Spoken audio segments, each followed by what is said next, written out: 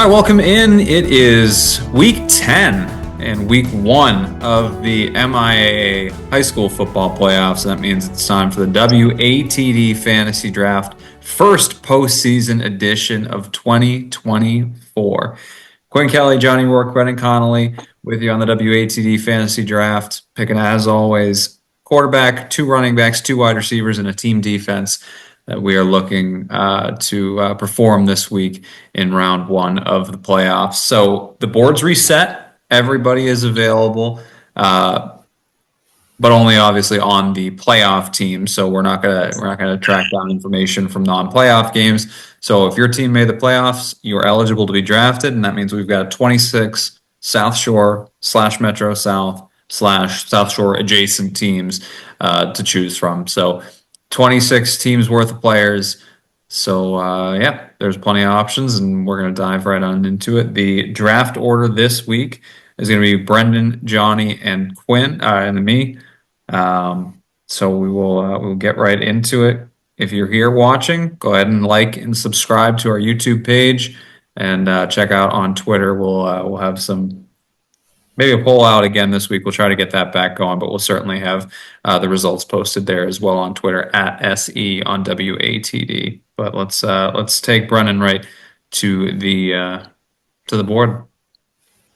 I'm going to look at a matchup that I think could go both ways. Could go either one, I think. And it's going to be a quarterback. Usually I go running back or wide receiver to start. I'm going to go quarterback this time. I'm going to go with Mikey Galligan out of North Quincy. I think this is a great matchup. Very tough one. Does North Quincy have enough in the tank to win around here? We'll see. It's going to be a good game, I think, though. Yeah, a program record holder, right? Like a guy that is just, I think, has been so good this year. It's his third year starting for North Quincy. And the last 2 years, he's been really, really good. But particularly this year, he's done some really special stuff. Obviously not going into the playoffs quite the way that they wanted to. Been a little bit cold the last 2 weeks, but having Situate Hanover back-to-back weeks will do that to any team. So look for him to kind of get right. I think it's a winnable matchup for them against Barnstable. I think that's going to be one of the games of the weekend. Excited for that one, and I think there's a good chance he shows out for you, Brendan. All right, Johnny. I'm going to go wide receiver with my first pick. He's a little bit of a hybrid. I know he takes handoffs as well. I'm going to go Tyler Munchback from Weymouth. They've got we kind of saw the writing on the wall, I think, throughout the season of no matter how good Weymouth was, the playoffs were going to be extremely difficult for them. And, they get slotted at the 12 at Central Catholic is a very tough first round matchup, but yeah. I do think Weymouth is really talented, so I look forward to seeing what they can do in this one, and I think they're going to need everybody to play well to win, but Tyler specifically. I think they're going to have a lot more fight than people are expecting. It's been a tough 2-week stretch for them. I think that they probably didn't play as well last week as I expected against Wellesley. The Needham matchup was tough. That was a physical game. And I think that they probably had a little bit of hangover from that, a little bit of licking your wounds after losing the perfect season, and just didn't come out particularly strong against Wellesley. I think they bounce back, though. I think they're going to be good in this one. For your sake, Johnny, hopefully Tyler's right at the center of it. So that'll put me to the board, and I'm going to go to the running back room. I'm going to go to a matchup that the South Shore is the higher seed in, but I think this is kind of a pick'em game. I'm going to go to that Hingham Walpole game and give me Ryan St. Croix out of the backfield for the Harbormen. I think what TJ Byrne has done with that team is really, really impressive. I think that they've got a lot of young talent. I think they're probably a year away from being really, really good. Just with Jake Barholic going into his senior year next year, with JT Reel coming back. I think they're going to be really good, but they have a chance to take an important step. I think it's important for the group of returners that they go out and bank a playoff win this year. They got that home playoff game. That's huge. So go out and win a game and kind of carry that momentum forward. And I think if you win round 1 against a very capable and a historically very good program in Walpole, I mean, that just goes a long way for you. So I think Ryan St. Croix in the ground game will be right at the center of it. I expect him to get involved, catching passes out of the backfield as well. So confident that he's going to see his touches in this one. All right, Brendan, round 2. I'm going to go to another good matchup here in the first round. And the South Shore is actually the underdog per se, but it's one of my upset picks to watch. I'm going to go to Milton, and I'm going to go with Ronan Salmon for wide receiver. I think this is going to be a game that goes back and forth as well. But I think Milton has a good chance to pull off an upset and keep their season alive. Yeah, we were both on the same side of this one this past Sunday. I think that, Dartmouth has had a great season, but I mean, some of their results are from playing in a lesser SEC. I think that they're a good team, but Milton has a winning pedigree. They've been there in recent years, and I know obviously there's been a ton of turnover from the from last year's team that went back to the state championship. I don't think this team really has the horses this year to get back that far. But that being said, I think that they're plenty capable of winning a round 1 matchup, even on the road against Dartmouth. So, a supremely talented receiver in Ronan Salmon. So good pick, Brendan. All right, Johnny. I'm gonna go running back. It's a 1-16 matchup. I think they're gonna have their hands full on the road, but I am going East Bridgewater. I'm gonna go Aiden Clancy. I think that he's a tremendous player. Was impressed with him when we saw them play earlier in the season. So I just think he's a guy who's gonna have to step up if they're gonna pull off that upset, and I'm gonna go with him. Yeah, I said this on the show, and I'll reiterate. I think of all the 1 versus 16 matchups in the state, I think that AB has got as good a chance, if not the best chance, of all of the 16 seeds to pull off an upset. Which is not to say it's going to be easy. Hudson's very, very capable. Has a very good team. I mean, EB, kind of a tale of two halves of the season. Had an unbelievable start, 5-0 start to the year. Looked like world beaters. Lost one of their 2 tailbacks. Obviously, not Aiden Clancy, which benefits you, Johnny. He's going to be, getting most of the carries, but deal with a little bit short staff, and then just run into 3 straight. I mean, Sandwich, Norwell, Abington. Like that's a tough stretch against 3 teams that are in this division and ranked a little bit higher than them.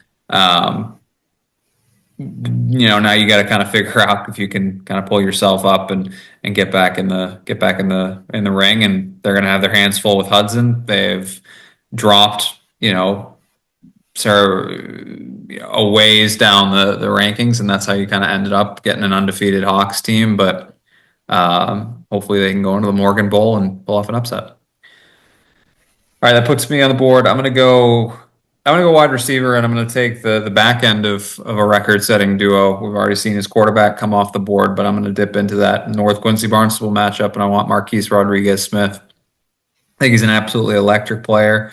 I think he just doesn't really go a game without some type of big play. I mean, we saw it against Scituate. Brennan, they had him kind of decently bottled up for most of the game, and then the lone score of the second half for the Raiders was an 83-yard touchdown over the top where he just went up and made a play and took off. I think you're going to get one of those. I'd be shocked if he was kind of held in check throughout the game against Barnstable. So he's Mikey Galligan's favorite target. So I'm hoping that if nothing else, it kind of offsets some of what you're getting there, Brendan. Yeah, I think he had a 61-yarder in that game too, if I'm not mistaken. Yeah. Pretty good effort from him, and he's definitely the explosive target in that offense. Now, switching to my pick. I'll just say too, I know he's paying attention out there too. He was getting our mentions after the game about not having the stats right. Although he didn't read because he was quoting the halftime stats and saying it didn't watch the full game. So put the spectacles on, Marquise Rodriguez-Smith. But I'm excited to have you on my team. All right. Well, with the board resetting, I'm going to pick a player who probably could have been picked any week this year, just given the sheer volume he's going to get. It's a very tough matchup. I don't know if they're going to be able to pull out a victory here, Plymouth North, but I think Gio Ribeiro-Lynch is going to be a guy who gets his stats in this one. He's going to be the guy that Plymouth North leans on. And if they do succeed, it's going to be because of him. Yeah. I mean, he's not. We've said it before. I think it was kind of the same scouting report when he came off the board earlier this season. He's not quite his older brother in that he's just completely matchup proof, but he is still their most dynamic athlete. And I think going on the road to a good Wellesley team, they're going to need him. Uh, need him to be involved offensively. It's just as simple as that. He's going to have to make plays for them to really have a chance in this game. So I think good pick. I think a guy that's going to get high volume targets. So I think solid there. All right, Johnny. I'm going to take another running back. I'm going to go with Caleb Tripp from Bridgewater Raynham. I think that's an intriguing 8-9 matchup for me. I think it's a winnable one for them against Algonquin, but it's been good to see, BR kind of take a step in the right direction here, get that home playoff game, and I think Caleb's going to have a good game. That's another one. I mean, if you want to kind of throw up, it's not something we've done, but like who you would give Coach of the Year honors to on the South Shore. We've talked about so many guys that have been so good. I think what Chris Pabst has done at Carver has been really special. I think that, what there are a bunch. I think that Ian Bain coming in and getting BR a home playoff game after 2 really lean years for the Trojans is as good a job as anybody out there. I think the talent's been in town. A lot of it's about kind of keeping it home, but really, really excellent stuff from Ian Bain, I think, with that group this year, and exciting for them going into a matchup with Algonquin. Hopefully, Caleb is getting it done for him. All right, that puts me to the board, and I'm gonna take my quarterback. And I'm going to go, I guess I'm just tailing you, Brendan. I'm going to go with Patrick Collins out of Milton. I think they're going to have to throw the ball. As much as I said, I think it's a very winnable matchup for them against Dartmouth. I think it's going to rely upon them being able to throw the ball around the yard. I think you've had 2 pretty incredible quarterbacks in the last 2 years. And, you could even go back beyond that for Milton with a really nice run of some really talented quarterbacks. But Owen and then last year, Patrick Miller, not Collins, leading them to Super Bowls. I think there's going to be a lot of motivation for Patrick Collins to go out there and perform in the playoffs. So I like him. I like him round one. Backs against the wall. You got to go out and win every week now. So I like him to go make a couple special plays for Milton. All right, round 4, Brendan. Going to go to one of our matchups of the week here, and it's going to be running back. I'm going to go Ty Holmes. I think Carver, if they're going to win this game and keep their season going against a team like Cohasset, it's going to be him. They're going to rely on him heavily. Yes, West Bridgewater. Who did I say? Carver. I'm sorry, West Bridgewater. Yeah, and so you want to talk about matchup proof players. This kid's matchup proof. I mean, he's had more I think he's had like 3 games this season of over 250 all-purpose yards. He's an absolute freak. I'm so excited for this game because it's just 2 different styles, right? Not that Cohasset can't run the ball and not that West Bridgewater can't pass the ball, but West Bridgewater will run it down your throat and Cohasset can take the top off your defense. And I think just seeing 2 offenses that are going to go about it in 2 very different ways and how each other's respective defense tries to handle that, I think it's going to be so much fun, and I think it's going to be a really high scoring game. I think both defenses are going to be up against it in this one, so I think that kind of need to put points up on the board every possession is going to fuel Ty Holmes to a really good game. So I think that's a steal this late in the draft, Brendan. All right, Johnny. Yeah, I'm going to get my second wide receiver. I do not believe that this team will win their game. However, I'm going to go Jaden Wooten from Brockton. I think they have a really tough matchup against Severian. I expect Severian to take care of business. I'm excited to see that matchup again. I think that, that is always a good matchup, and obviously it's kind of a historic rivalry there, and to see it in the playoffs is nice. I think Brockton's going to have their hands full, but for them to really even have a shot, I think Jaden's going to have to step up. I'm gonna throw you, Johnny. I think I have the wrong Jaden on the sheet. Jaden Lopes-Ribeiro is their top target. Yeah, Perfect. Jaden Lopes-Ribeiro. Who they're going to need just They're about gonna every need guy they everybody. have on offense. So, legitimately, I will take anyone on the Brockton offense. Whoever steps up the most, you can count that for There me. you go. All right, I like it. Um, yeah, I think speaking of Lopes-Ribeiro, I think they're gonna have to throw the ball around the yard. That's obviously going to be a challenge. Like it's just I don't know, just the reality of it. It's going to be a difficult game for them, but he's a supremely talented receiver, and hopefully you can just kind of spring one, and that's what it's going to take for them to kind of stay in the game. God bless you. Right. All right, that will bring me to close round four. So I think you both, if I'm not mistaken, have closed your running back rooms. Yeah, so all right, I'm gonna save that. So I better go out and get a receiver. I'm gonna go into hmm, I hate to do it. I really no, I can't do it. I'm gonna go back into the hang 'em matchup. I'm gonna go with JT Real. I'm gonna go with the sophomore, first experience in the playoffs for him. Um, he's 6'3", 210 at whatever, 15, maybe 16 years old. He's an absolute freak. And he's just so talented. I'm excited to see what he can do in this game. I think Walpole lost a ton on the back end of their defense from last year's state runner-up team. So I think he's gonna have some areas that he can go and exploit. I think he's gonna have some off coverage and some room to operate, and I like his chances to go out and put up some big numbers in this game. So give me JT Real. I think it's back to back for me, but I do like him a lot. So JT Real. All right, Brennan, round five. I think I just need a wide receiver. I'm going to follow Johnny's suit here from the Brockton Zavarian matchup. Again, I think Brockton's going to have to pass the ball in this game or get creative. And a guy they tend to get creative with is Jared Mighty. I could see them passing the ball to him or giving him the rock in the backfield. And he likes to make a few picks. So if they are going to make some big plays and end up pulling off an upset in this rare rematch between Brockton and Zavarian that dates back so many years now, I think he's going to be one of the key players. Yeah, and I won't go as far as to say he's going to be the best athlete on the field because there's an awful lot of really good athletes on the other side of Brockton.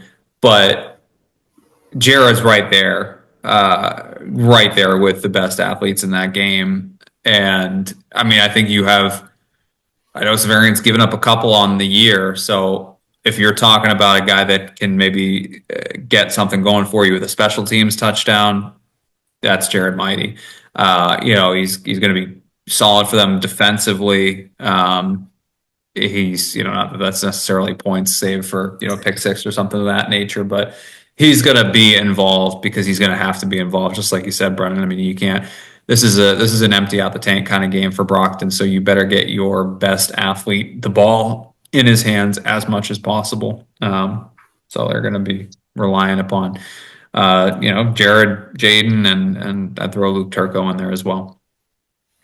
All right, Johnny, needing just a wide receiver, I believe. Oh no, needing your Quarterback.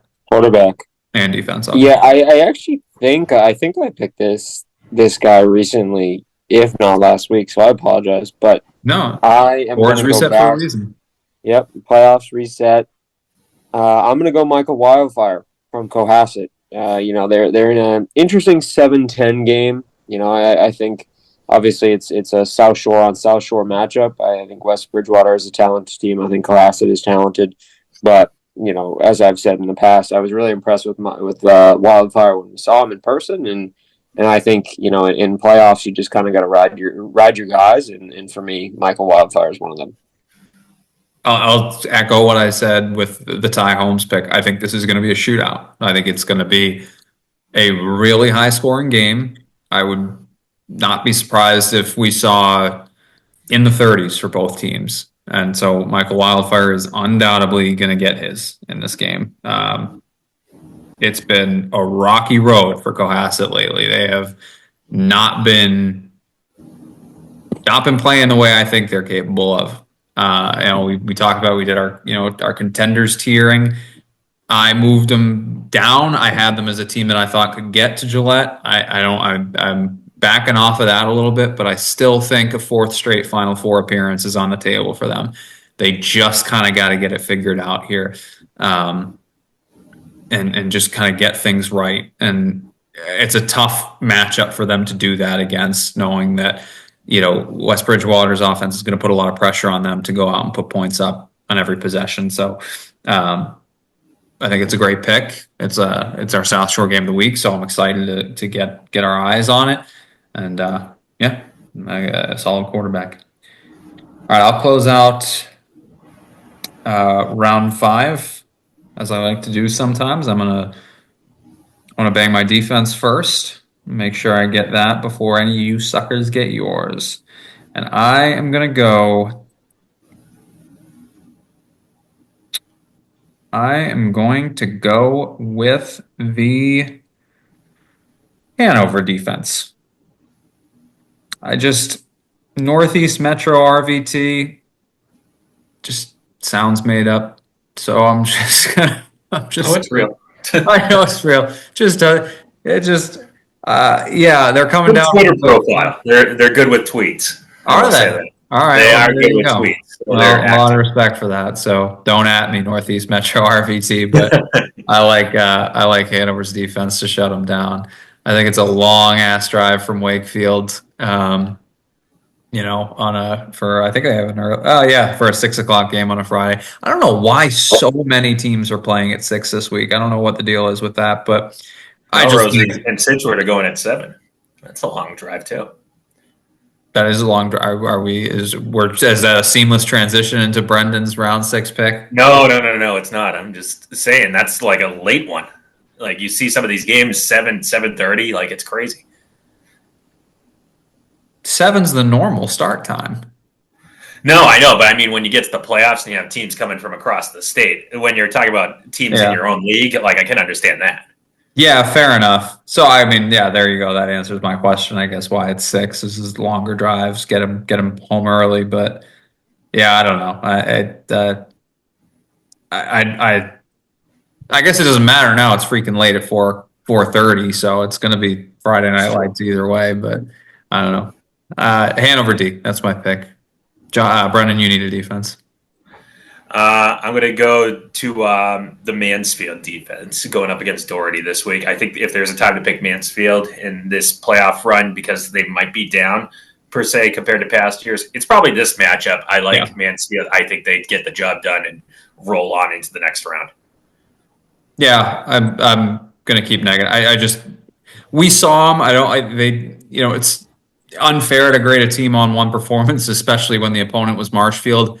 I just don't think they've got a ton of super dynamic athletes this year. So I don't know what this run has in store, but they're absolutely a team that, on the flip side of that, it would not shock me if they did go and win a title in D3. I just think they're an unassuming team this year. They're not going to just blow you off the page.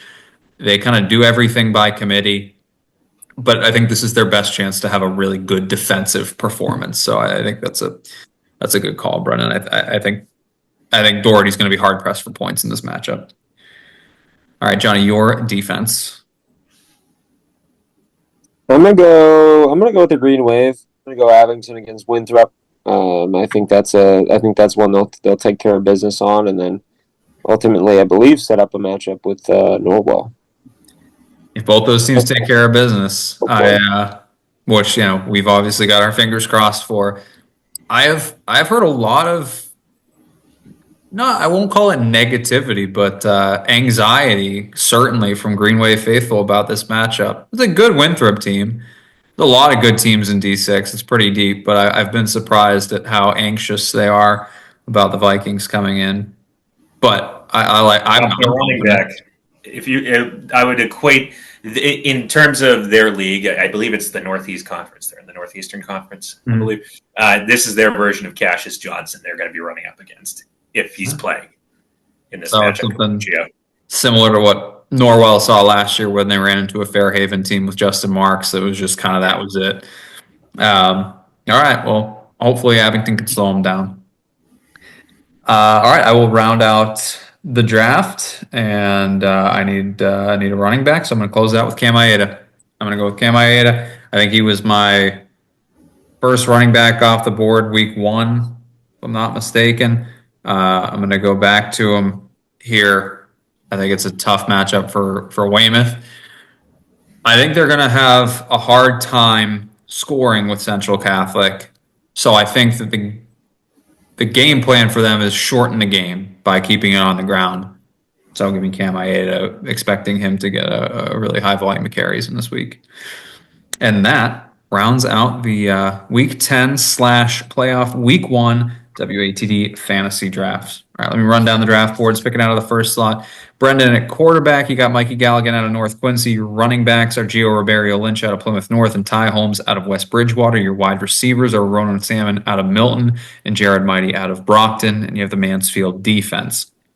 Picking out of the second slot, Johnny, your quarterback is Michael Wildfire out of Cohasset.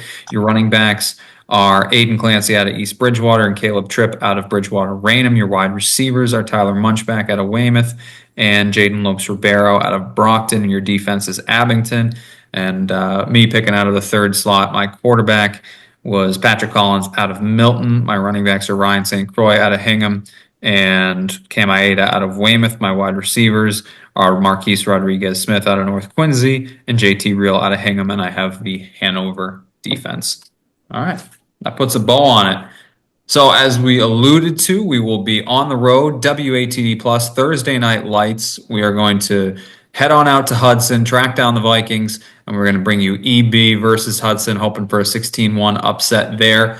And then we will follow it up with our South Shore Game of the Week on Friday night, 6 o'clock. That Thursday night game, 6 o'clock on WATD Plus. Our Friday night game is 6 o'clock on 95.9 WATD, and it's the only South Shore, well, one of two South Shore on South Shore matchups this week. It's Cohasset, it's West Bridgewater. It's going to be a fantastic game, so do not miss it. We'll come at right at 6 o'clock. We'll bring that one to you live on 95.9 WATD. So don't miss either of those games. Find out how to listen on our Twitter at SE on WATD. Big thank you to Brennan and Johnny, and I am Quinn. Don't forget to like and subscribe to the YouTube page, WATD Sports, and we will see you next time with the Round 2 WATD Fantasy Draft.